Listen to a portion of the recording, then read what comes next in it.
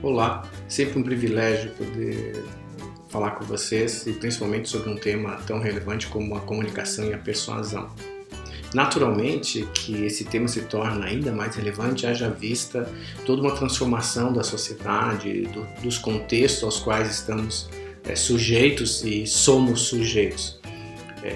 Esse contexto VICA, volátil, incerto, complexo e ambíguo que nós temos visto aí nos últimos 20, 30 anos e que vem se acelerando de uma maneira inusitada, assim como o ambiente, a circunstância atual de uma revolução 4.0.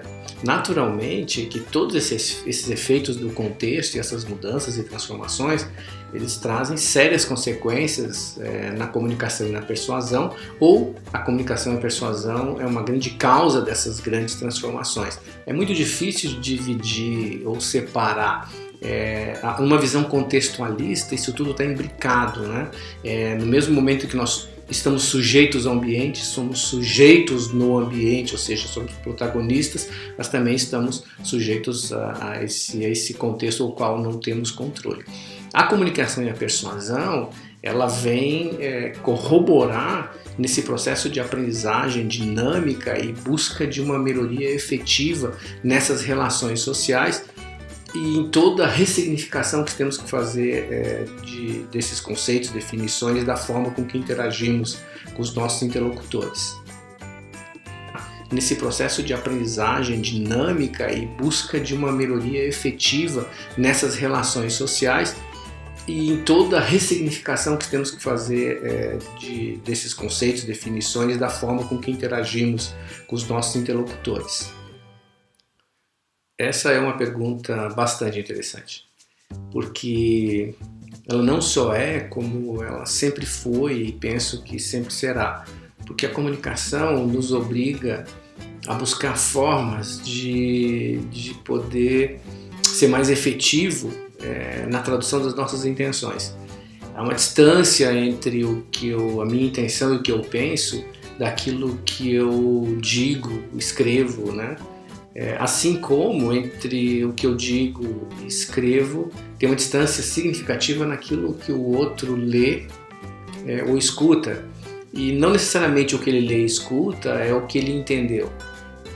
E mesmo que ele entenda, há uma distância ainda a se obter a concordância com essa proposta, com aquele processo inicial da nossa intenção, do nosso pensamento. E mesmo que ele concorde, daí a executar e colocar em prática é um outro passo ainda. Então percebam que entre o que eu penso e a minha intenção e o que o outro vai colocar em prática, há uma série de etapas.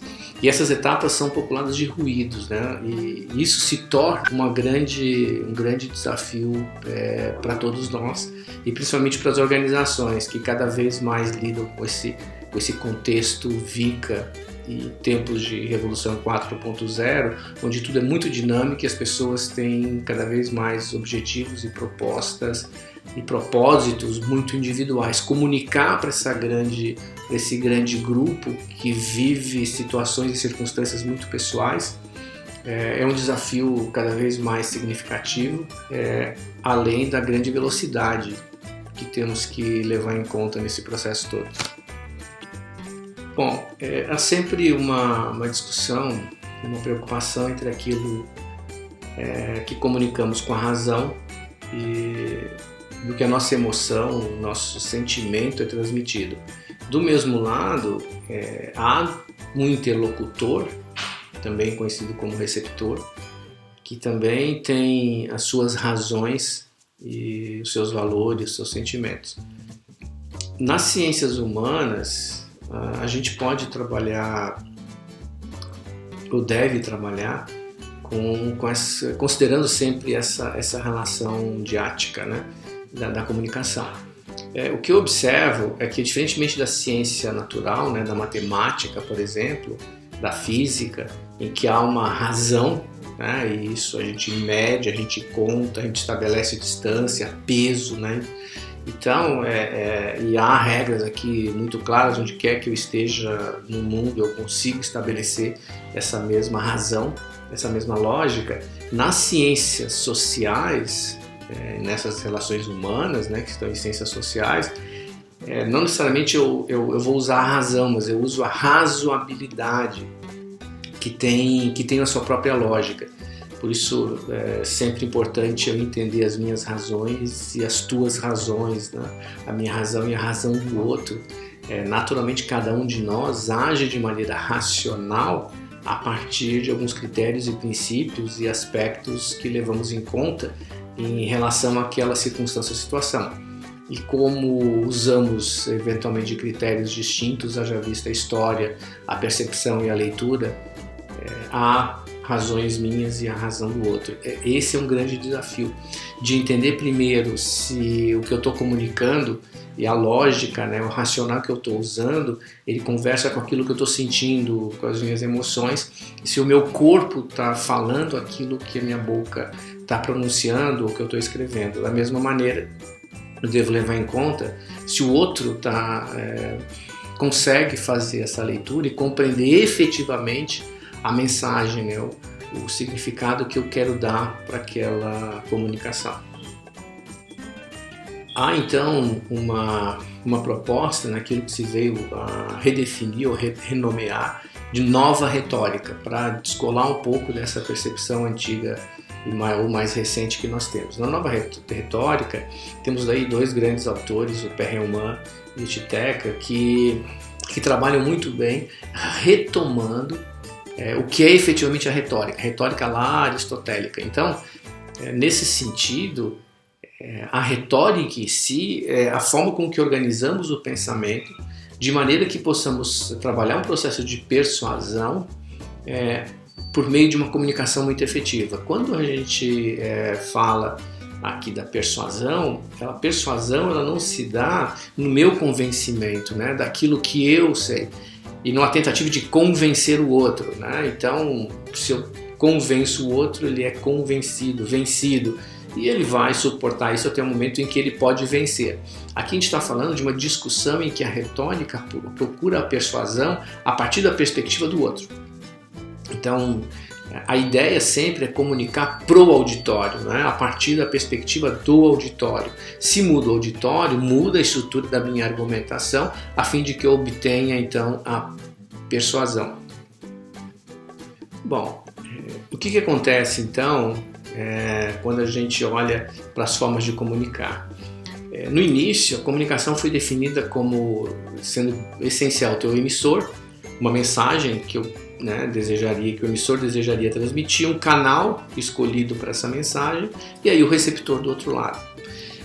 Com o passar do tempo se percebeu que se tornou muito inefetivo, porque era uma mensagem unidirecional. Eu não estava necessariamente comunicando, eu estava mandando uma informação acreditando que o outro lado pensava, agia, sentia como eu e, portanto, entenderia perfeitamente a minha informação, a minha mensagem. Com o tempo foi se percebendo que esse receptor devolvia uma comunicação, né, o que chamou de feedback, nos devolvia através de suas reações uma forma de agir. E não necessariamente essa forma era aquela nossa esperada. Percebeu-se, portanto, que a cada mensagem eu deveria fazer a emissão dessa mensagem, mas ouvir, né, e ter o feedback do receptor a fim de verificar a efetividade da minha mensagem ou de corrigi-la. Esse processo tornou tão dinâmico que em determinado momento não se sabe ao certo quem dá feedback para quem. Por exemplo, eu posso ter, na verdade, uma informação vinda do meu consumidor e eu, então, recebo essa informação e, como feedback, mando para ele uma comunicação ajustada. E esse processo começou a se tornar muito dinâmico. Então, dificilmente hoje a gente tenha efetivamente a definição de um emissor. Ele pode ser emissor momentâneo e em seguida ele é receptor para ouvir o que está vindo de volta para poder ajustar. E esse processo então se tornou tão cíclico em que a gente hoje usa talvez a questão, né, do locutor e interlocutor, em que eles são transitórios. O meu cliente, o meu associado, aquele a quem eu estou dirigindo o meu comunicado, e pode ser que essa emissão que eu esteja fazendo seja em razão de uma demanda prévia dele. Portanto, o locutor e o interlocutor eles são simultâneos.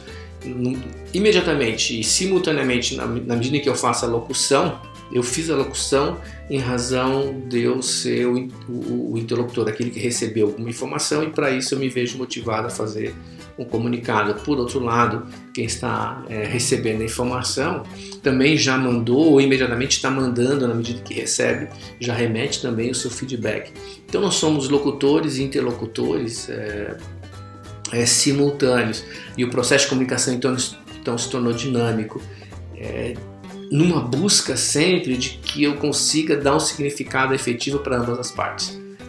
Só que esse significado ele não é perene, ele se altera. Então, se nós fôssemos falar hoje sobre definição de carreira, trabalho, liderança e sucessão, nós já perceberemos isso.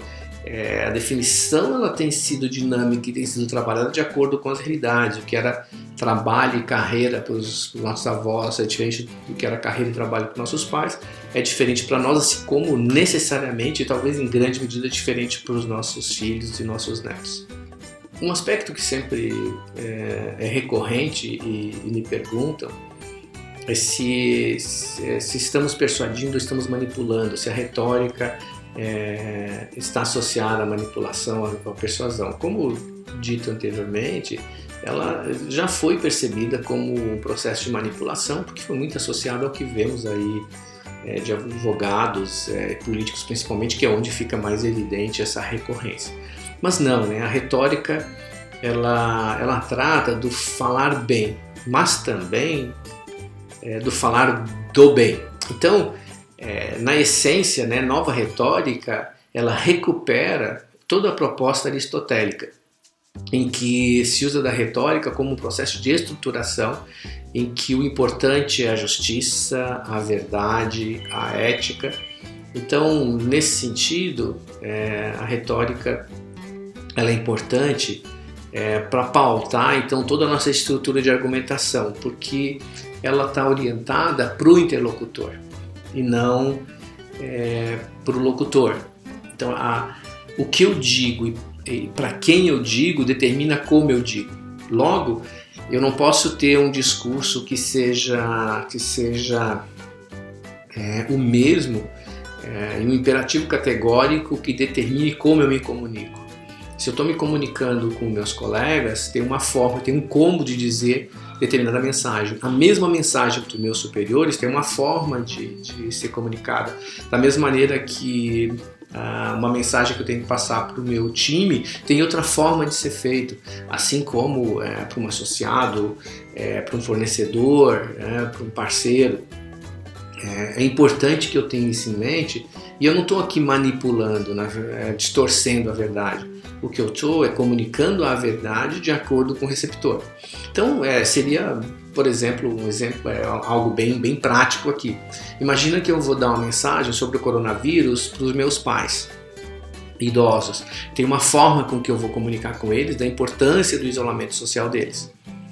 Essa informação do que é o coronavírus para os meus filhos ou meus netos tem outra forma de ser dito. Eu não posso usar a mesma linguagem, não posso usar os mesmos exemplos. Por quê? Porque são histórias diferentes, né? A gente fala das idiosincrasias ou particularidades de cada pessoa. Então, falar com os meus pais ou os meus avós é diferente de como eu falaria com os pais ou avós da minha esposa. Ou como eu falo com meus pais é diferente de como eu falo com meus sogros, da mesma maneira é diferente de como eu falo com meus filhos, né? Ou alguns falam com seus netos. Então essa distância mostra isso, eu não estou sendo manipulador, eu estou adequando a forma, né, usando da retórica para ajustar o falar do bem, falando bem para cada grupo. Então isso se torna um desafio muito maior, porque quando nós tínhamos, algum tempo atrás, uma cultura que era muito estável, por muito tempo era semelhante, eu conseguia dar a mesma informação para todos do mesmo modo, porque a verdade, né, ela se mantinha por muito tempo. Me referindo sempre às ciências sociais, né, eu tenho uma verdade, ela se mantém por muito tempo. A matemática, a física, ela é perene, com algumas particularidades. Mas vejam então, que hoje a realidade era tão intensa que um jovem na frente do computador, eu não posso dizer que ele está brincando ali, muitos estão trabalhando fortemente, muitos de nós trabalhamos, imagina, e eu já passei por essa circunstância, eu estava com um colega no escritório, a gente estava na internet fazendo uma reunião e trabalhando, e os avós deles moravam na casa com eles, perguntaram se nós não iríamos trabalhar, já que era terça-feira. E foi muito difícil eles entenderem que nós estávamos ali trabalhando, e por isso que atrapalhava um pouco as interrupções. Então ele teve que explicar, dizer que ele estava trabalhando, estava em contato com alguns projetos, com pessoas do projeto de trabalho, que eles estavam fazendo, né, a daily, a reunião diária, e que ali estavam trabalhando intensamente, talvez até mais do que no escritório. E aí, né, os avós balançavam a cabeça dizendo: não sai da frente do computador. Então veja que essa definição de trabalho e espaço mudou de maneira significativa. Bem, foi um prazer aqui poder falar sobre esse tema. Espero ter contribuído com vocês e até a nossa próxima conversa.